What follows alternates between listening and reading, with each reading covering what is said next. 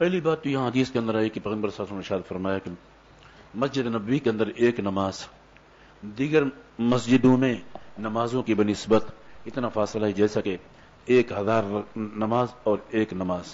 مسجد نبوی کے اندر ایک نماز پڑھنا دیگر مساجد میں 1000 نمازوں کے جیسے کہتے ہیں کہ برابر ثواب رکھتا ہے سوائے مسجد حرام کے.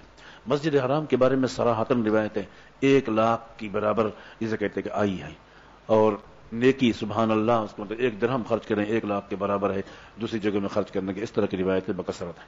خیر ان کا حوالہ فی الحال میں نہیں دے سکتا، ٹائم ذرا کم ہے. ابن ماجہ کی روایت کے اندر ہے جو سندن ضعیف ہے. ابو الخطاب دمشقی ایک راوی ہے، تمام محدثین نے ان کی تضعیف کی ہے. اس میں یہ ہے کہ بھئی مسجد نبوی کے اندر ایک نماز 50 نمازوں کے برابر ثواب رکھتی ہے. وہ روایت سندن کمزور ہے، ضعیف ہے. یہ تو ایک حدیث تک کی بات تھی. اب جو متعلق مسئلہ ہے وہ یہ ہے مکہ مکرمہ افضل ہے یا یہ ہے کہ مدینہ منورہ افضل ہے.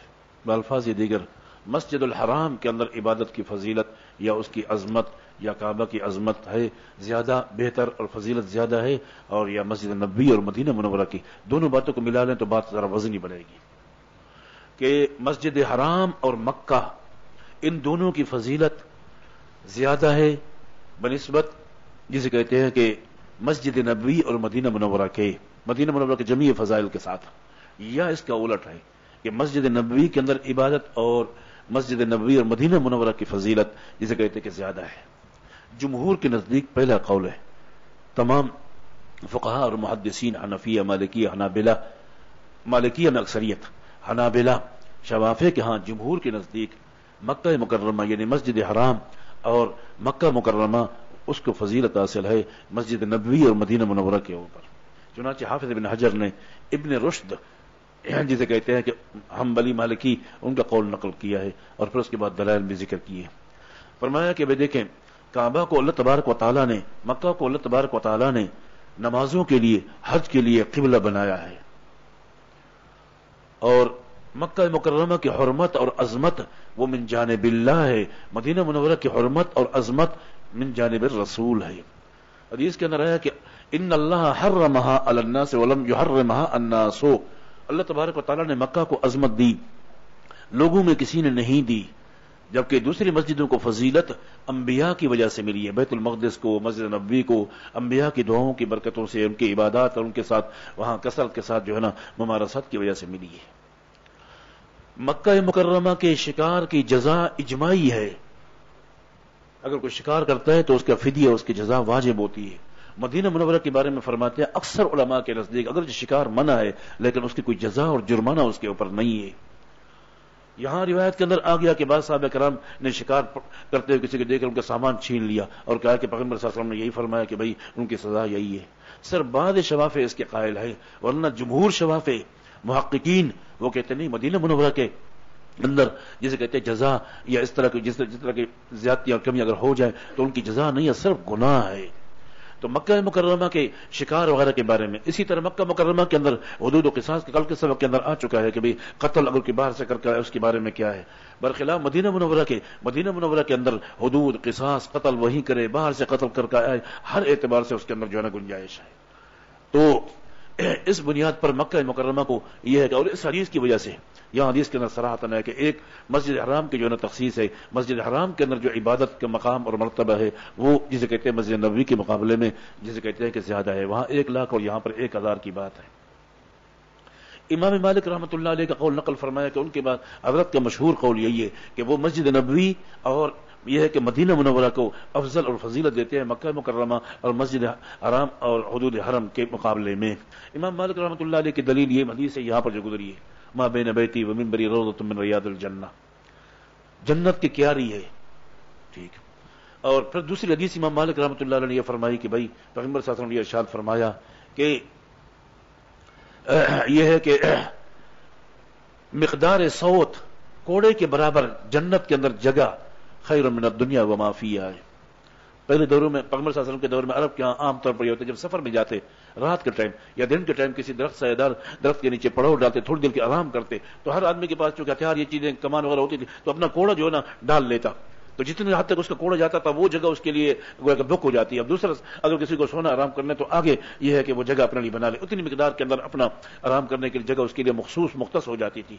تو جسے کہتے ہیں کہ باقی دوسرے حالات پر دوسری جگہ میں, تو یہاں پیغمبر صاحب اسی اعتبار سے گفتگو فرمائیے کہ ایک کوڑے کے برابر جنت کے اندر جگہ, یہ جسے کہ دنیا و مافیہ تمام نعمتوں سے بہتر افضل ہے. اور ظاہر پیغمبر جب یہ فرما دیا کہ ما بین بیتی و منبری روضۃ من ریاض الجنہ, یہ جسے کہتے ہیں کہ جنت کی کیاری ہے, تو اس کی فضیلت ہے. لہذا امام مالک رحمہ اللہ اس کو ظاہر پر رکھتے ہیں, گویا کہ جنت سے یہ ٹکڑا وہاں سے آیا ہے جو پیغمبر صلی اللہ علیہ وسلم کی قبر مبارک اور روضے کے درمیان میں. وہ حدیث کی توجیہ جمہور یہ فرماتے ہیں کہ یہاں پر عبادت کرنا جنت کے اندر جانے کا ذریعہ اور عمل ہے. سب سے بہترین توجیہ اس حدیث کی جمہور نے یہی کی ہے. حافظ ابن یہ ہے کہ ابن حجر نے فرمایا محققین حنف مالکیہ بھی, وہ بھی جمہور کے ساتھ ہے. چنانچہ ابن عبد البر مالکی بہت بڑے محدث ہے, صاحب الاستذکار, صاحب التمہید, موطا امام مالک کی شرح, انہوں نے خود فرمایا کہ بھائی امام مالک رحمہ اللہ کا یہ ارشاد, یہ حدیثیں مدعا کے اوپر نص نہیں ہے, جبکہ مکہ مکرمہ کی افضلیت کے اوپر سنن اربع کی حدیث سے مشہور حدیث ہے, حضرت عبداللہ ابن عدی سے روایت ہے.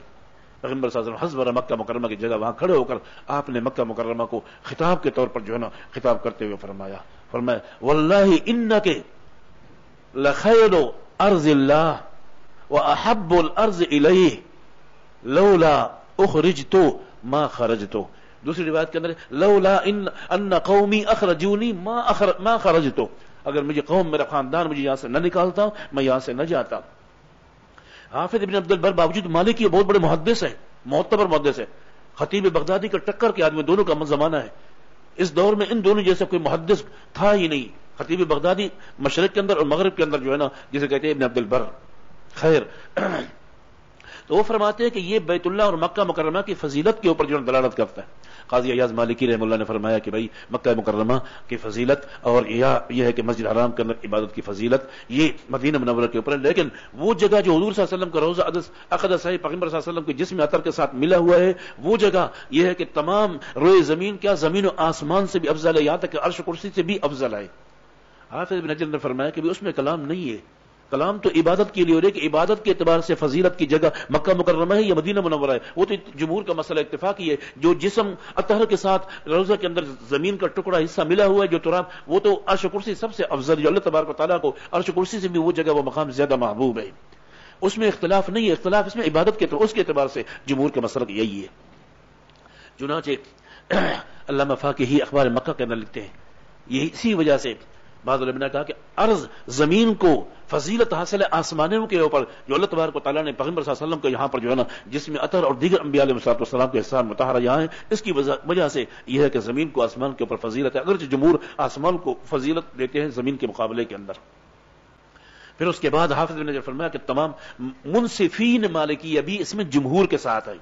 ابن عساکر اتنا بڑا مشہور محدث ہے, شوافع کے ہاں اس کی نظیر نہیں ہے, اور حنابلہ کے ہاں ابن عقیل حنبلی اس کے فقہ کے اندر اس کے حدیث کے اندر وہ آخری رائے ہوتی ہے حضرات حنابلہ کے ہاں. ان سب نے کہا پیغمبر صلی اللہ علیہ وسلم کے جسد عطا کے ساتھ جو حصہ ملا ہوا ہے وہ عرش سے بھی افضل ہے. بہرحال میں یہ عرض کر رہا تھا کہ جمہور کے نزدیک مسئلہ یہی ہے, امام مالک رحمۃ اللہ علیہ کا ارشاد یہی ہے, امام مالک رحمۃ اللہ علیہ کے یہی دلائل ہے, اور اس طرح مکہ مکرمہ کے فضیلت متعلق مسنن کی روایت, اور اسی طرح جو ہے نا یہ حدیث جہاں پر جو ہے نماز اور عبادت کی فضیلت کے متعلق ہے.